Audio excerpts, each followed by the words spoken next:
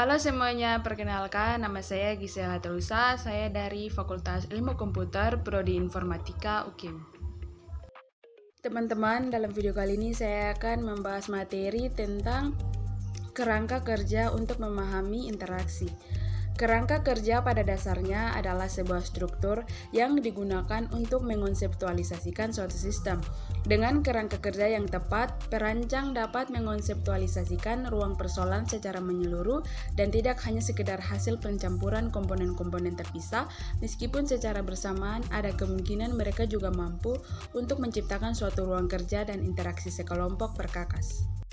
Siklus tindakan eksekusi evaluasi yang di dalamnya terdapat satu goal, yaitu kejadian yang digunakan oleh pengguna. Yang kedua, eksekusi melakukan tindakan dalam dunia nyata. Yang berikut ada dunia nyata, yaitu tempat di mana pengguna dapat mengeksekusi tindakan yang memanipulasi suatu objek. Yang keempat, evaluasi, yaitu pengguna melakukan validasi atas tindakan dan membandingkan hasil yang diperoleh dengan goal yang telah ditetapkan sebelumnya. 7 langkah tindakan.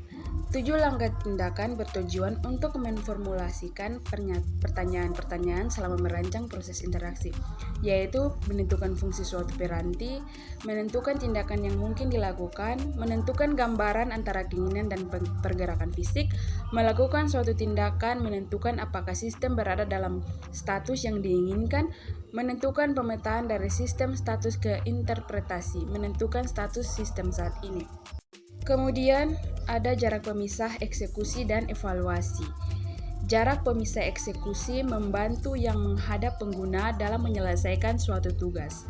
Aspek selama eksekusi evaluasi berlangsung akibat adanya jarak antara representasi mental yang dimiliki pengguna dengan komponen fisik dan sistem status. Artinya, perbedaan antara keinginan pengguna dengan apa yang dilakukan oleh sistem. Contohnya letak posisi menu file pengguna menggunakan tombol caps lock. Kemudian jarak pemisah atau evaluasi artinya tingkat kesulitan yang dihadapi pengguna untuk mengartikan suatu sistem dan seberapa jauh artefak yang dimiliki antarmuka untuk mendukung pengguna untuk mempresentasikan sistem status. Yang berikut ada kerangka kerja interaksi.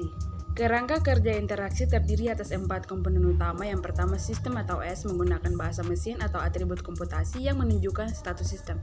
Yang berikut, pengguna atau P menggunakan bahasa tugas atau atribut psikolog yang menunjukkan status pengguna. Kemudian ada masukan atau M menggunakan bahasa masukan. Keluaran atau K menggunakan bahasa keluaran. Kemudian mengatasi kompleksitas. Mengatasi kompleksitas. Jika perancang ingin membangun sistem yang mudah digunakan, perancang harus memahami bagaimana pengguna melihat dunia nyata menggunakan kacamata pengguna, sehingga perancang benar-benar memahami apa yang dirasakan pengguna atau user ketika mereka menggunakan program rencana.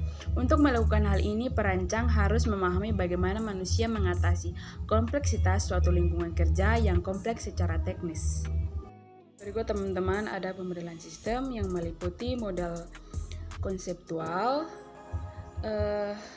gambaran sistem atau sistem image, dan juga model mental.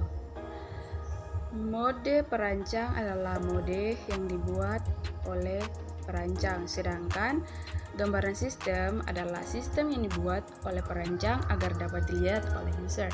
Sedangkan mode mental adalah model yang dibuat oleh user untuk berinteraksi dengan sebuah sistem.